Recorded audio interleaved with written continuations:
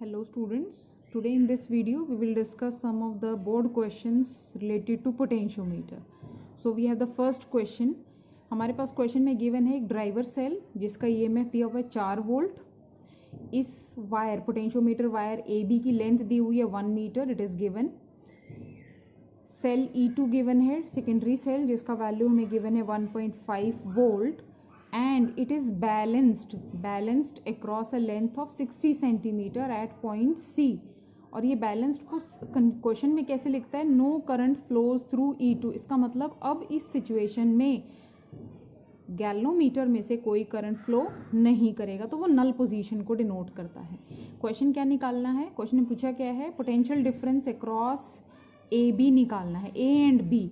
तो ध्यान रखेंगे AB के अक्रॉस तो फॉर्मूला लगेगा VAB is equal to K into length of AB और वो कितनी गिवन है 1 मीटर. सो VAB निकालना है. अगर हम K निकाल लें, AB हमें पता है 1 मीटर, तो K निकाल लेते हैं पहले. सेल E2 कितनी लेंथ पे बैलेंस्ड हो रहा था 60 सेंटीमीटर पे, तो E2 किसके बराबर होगा K इंटू L. L कौन सा बताएं, L ऑफ AC. सो यहाँ पे आप लिख सकते हैं this is the length of AC portion of the wire. So this is K is equal to 2.5 volt पर मीटर. K का वैल्यू पुट कर दिया तो मेरे पास आ गया V across AB. Question number 36. Next question. ये क्वेश्चन बोर्ड में 2 बार आया हुआ है, हमने स्कूल में होम एग्जाम्स में भी काफ़ी बार दिया है ये क्वेश्चन. ध्यान से देखेंगे इस क्वेश्चन को. कहता है एक पोटेंशियोमीटर वायर है लेंथ AB जिसकी कितनी दी हुई है 1 मीटर. ड्राइवर सेल 3 वोल्ट का है, सेकेंडरी सेल 1.5 वोल्ट का है. बैलेंस पॉइंट कितने पर मिल रहा है, ये 60 सेंटीमीटर पर. So this is balanced at length 60 centimetre. अब नेक्स्ट सिचुएशन में इसने कहा on replacing this cell and using a cell of unknown EMF the balance point shifts to 80 centimetre. 60 की जगह 80 पे चला गया. अननोन EMF निकालना है सेल का एंड एक्सप्लेन विद रीजन. कुछ कंसेप्चुअल्स पूछे हैं इसने. क्या अगर ड्राइवर सेल को रिप्लेस कर दिया बाय 1 वोल्ट, 3 की जगह किससे कर दिया 1 वोल्ट से, तो आपका सर्किट काम करेगा. और फिर थर्ड में पूछा इस R का क्या फंक्शन है. Let us start. अब हमने देखो एक फर्स्ट कंडीशन दी हुई है कि सेल E1 जब 1.5 वोल्ट का था तो बैलेंस लेंथ है 60. अननोन EMF E2 ले लिया तो बैलेंस लेंथ कितना दिया हुआ है 80. तो इस सिचुएशन से मैं क्लियर हो गया, हमें फर्स्ट एप्लीकेशन का फॉर्मूला यूज करना है कंपैरिजन ऑफ EMF का. कौन सा, E1 by E2 is equal to L1 by L2. E2 निकालना था तो मेरे पास आ गया 2 वोल्ट. हमेशा ध्यान रखेंगे 3 वोल्ट का सेल ड्राइवर सेल है, 1.5 वोल्ट देन 2 वोल्ट, मतलब 3 से कम होना चाहिए तभी आपका सर्किट काम करेगा. इसने क्या पूछा था सेकेंड पार्ट में, यही पूछा था कि अगर ड्राइवर को 1 वोल्ट का कर दें तो वो काम करेगा, नहीं करेगा. बोलो तो उसके लिए रीज़न क्या लिखेंगे कि आपको बैलेंस पॉइंट AB पर मिलेगा ही नहीं. पूछो क्यों, क्योंकि ड्राइवर अगर 1 वोल्ट का है और हमें उससे चलाना कितना सर्किट का है 1.5 या 2, तो हम नहीं चला सकते हैं. ड्राइवर सेल का हमेशा EMF सेकेंडरी सेल्स के EMF से ज़्यादा होना चाहिए. थर्ड पार्ट क्या कहता है, does the high resistance R affects the balance point. Answer is no. ये कब नो होगा, जब आपका बैलेंस पॉइंट आ चुका होगा, मतलब नल पोजीशन आ चुकी होगी, क्योंकि नल पोजीशन के टाइम आपका सर्किट में कोई भी करंट फ्लो नहीं करता है. Next question, question number 37. Question number 37 कहता है for the potentiometer circuit figure in the figure points X and Y. एक सेल को रिप्रेजेंट करता है EMF जिसका कितना है E. एक स्टूडेंट ने ऑब्जर्व किया कि जब हम जॉकी को A से B मूव करते हैं तो डिफ्लेक्शन गैल्वोमीटर में सेम डायरेक्शन में आ रही है. वैसे क्या होता है प्रैक्टिकली, जब आप करोगे पोटेंशियोमीटर का प्रैक्टिकल, तो गैल्वोमीटर में डिफ्लेक्शन दोनों साइड आनी चाहिए. जब आप A पर टच करो B पर टच करो तो गैल्वोमीटर में डिफ्लेक्शन दोनों साइड आनी चाहिए.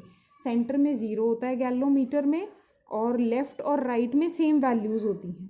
ठीक है, तो एक साइड डिफ्लेक्शन का क्या रीज़न होता है, 2 रीज़न होते हैं. एक तो फर्स्ट रीज़न अभी बताया था कि ड्राइवर सेल का EMF जब सेकेंडरी सेल के EMF से कम होगा तब ये फॉल्ट आता है. और दूसरा फॉल्ट कब आता है, जब हमारा जो सेकेंडरी सेल है उसका पॉजिटिव टर्मिनल किससे ना कनेक्टेड हो, A पॉइंट से. सो दोनों फॉल्ट्स यही बताई हैं कि सेल का EMF आपका E का ग्रेटर देन होगा जब ड्राइवर सेल ई डैश से, मतलब ये ई इस ई डैश से ग्रेटर होगा तो डिफ्लेक्शन दोनों साइड आएगी। और एक्चुअल में हमारे पास डिफ्लेक्शन बोलो क्या आनी चाहिए, दोनों साइड। अगर वन साइड आती है तो इसका मतलब ये वाला जो ई डैश है ये इससे क्या है, कम है।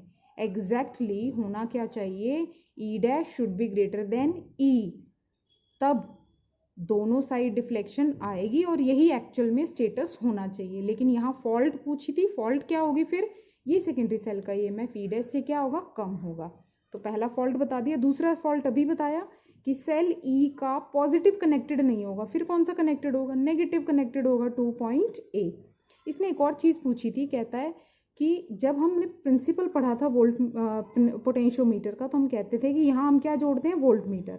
जब मैं ए पर टच कर रही हूँ जॉकी को तो वोल्ट मीटर रीडिंग शो कर रहा है 0। ए से दूर जाते जा रहे हैं बी की तरफ तो वोल्ट मीटर की रीडिंग क्या होती जाती थी, बढ़ती जाती थी।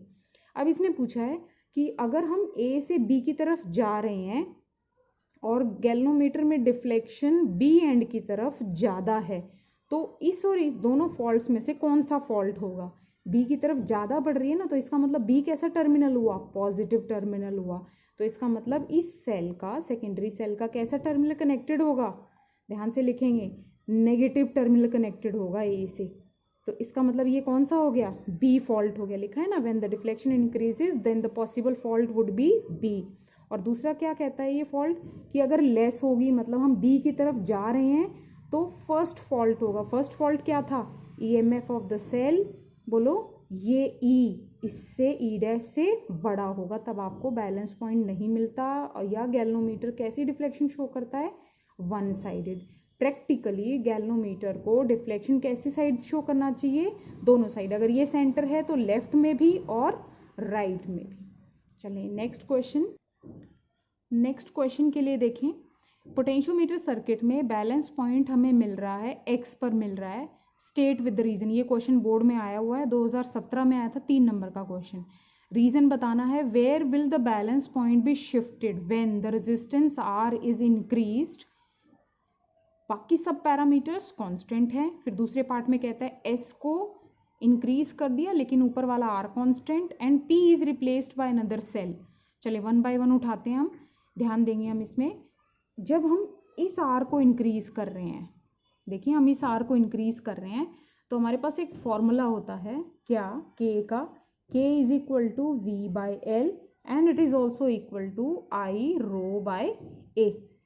देखिए जब हम, हमारा जो करंट होता है वो इस आर पे डिपेंड करता है रियोस्टेट से। तो रेजिस्टेंस को क्या किया क्वेश्चन में, इंक्रीज, तो करंट क्या हो जाएगा भाई, डिक्रीज। के क्या हो जाएगा, डिक्रीज। तो एल क्या हो जाएगा, इंक्रीज। तो सीधी सीधी बात देखें, एल इंक्रीज हो जाएगा तो जो ये बैलेंस पॉइंट था एक्स, ये कहाँ शिफ्ट होएगा, टूवर्ड्स बी। फर्स्ट का पार्ट देखें, आंसर कहाँ होगा, शिफ्ट टूवर्ड्स बी। दोबारा देखें, इस आर को इंक्रीज करने से, क्वेश्चन में इंक्रीज बोला है ना, तो इंक्रीज करने से आई करंट क्या हो जाएगा, डिक्रीज। करंट जब डिक्रीज होगा तो बताएं क्या होगा, के क्या होगा, डिक्रीज। एल क्या होगा, इंक्रीज। तो बैलेंस पॉइंट कहाँ शिफ्ट हुआ, towards B, towards away from zero and भी बोल सकते हैं हम। सेकेंड पार्ट देखें, रेजिस्टेंस एस इज इंक्रीज्ड, नीचे दे वाले रेजिस्टेंस को देखें, एस को क्या कर दिया है, इंक्रीज। एस को इंक्रीज करने से बैलेंस पॉइंट पर कोई फर्क नहीं पड़ेगा। क्यों नहीं पड़ेगा, बताएं क्यों नहीं पड़ेगा, क्योंकि पोटेंशियल ग्रेडियंट तो ऊपर से सेट होके आया था, ईएमएफ इस क्यू का फिक्स है, तो इसके रेजिस्टेंस के चेंज होने से कोई भी फर्क नहीं पड़ेगा। नेक्स्ट पार्ट देखें, थर्ड, अगर हम P को और Q को, P को कहता है अगर एक ऐसे सेल से रिप्लेस कर दें जिसका EMF Q से क्या है, कम है, तो आपको पहले ही बता चुकी हूँ मैं क्या, कि ड्राइवर सेल का EMF सेकेंडरी सेल के EMF से ज़्यादा होना चाहिए। अगर इससे उल्टा हो जाए तो क्या, आपको AB पर बैलेंस पॉइंट नहीं मिलेगा। So the answer is you will not get the balance point on the wire AB. Now we move on to a question which is asked in 2018. The question is, state the principle of working of a potentiometer.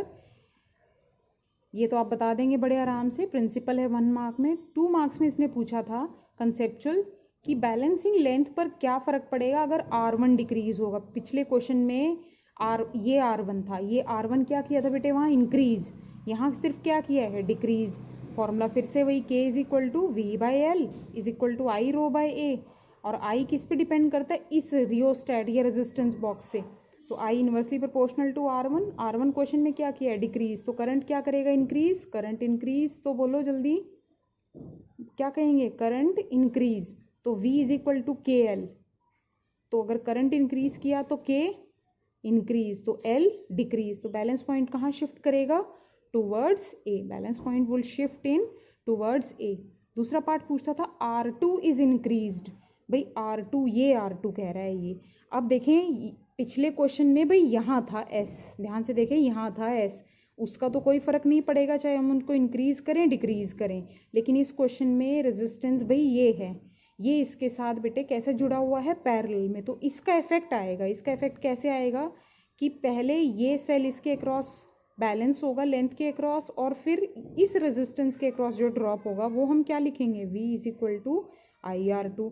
बताओ जल्दी, अब R2 को क्या किया question में, increase, तो V क्या करेगा, इंक्रीज, और V किसके बराबर, KL। V किसके बराबर है, KL। मैं इसको L2 लिख लेती हूँ, मैं इसको क्या लिख लेती हूँ, L2 लिख लेती हूँ, तो V2 आ जाएगा ये। तो अब बताओ R2 के इंक्रीज करने से V2 इंक्रीज हुआ, तो K तो फिक्स है, ऊपर से सेट होके आया है, तो L2 भी क्या करेगा, इंक्रीज करेगा। सो आपका बैलेंस पॉइंट कहाँ शिफ्ट करेगा सेकेंड पार्ट के लिए, अवे फ्रॉम A बोल दो, टूवर्ड्स B बोल दो, ये दोनों चीज़ें आपकी क्या रहेंगी, सेम रहेगी। सो फर्स्ट पार्ट में हमने क्या पढ़ा था कि अगर हम ये बॉक्स में वाला ऊपर वाला रेजिस्टेंस डिक्रीज करते हैं तो आपका बैलेंस पॉइंट ए की तरफ शिफ्ट होगा, क्योंकि डिक्रीज करने से करंट इंक्रीज, करंट के इंक्रीज करने से के इंक्रीज, तो एल क्या करेगा, डिक्रीज, तो बैलेंस पॉइंट ए की तरफ शिफ्ट करेगा। और सेकेंड पार्ट क्या पूछा था, R2 को क्या किया था, इंक्रीज, तो पोटेंशियल अगर R2 इंक्रीज करेगा तो V भी क्या करेगा, इंक्रीज, तो L भी क्या करेगा, L2 भी क्या करेगा, इंक्रीज, तो balance point would shift towards, बोलो, and B, away from A या फिर टूवर्ड्स B। सो बेटे ये कुछ क्वेश्चंस हैं जो हमने पोटेंशियोमीटर के किए हैं, इनको आप अच्छे से प्रैक्टिस करें फेयर नोटबुक में, और यूट्यूब से आप और भी क्वेश्चंस इसके अच्छे से प्रैक्टिस कर सकते हैं।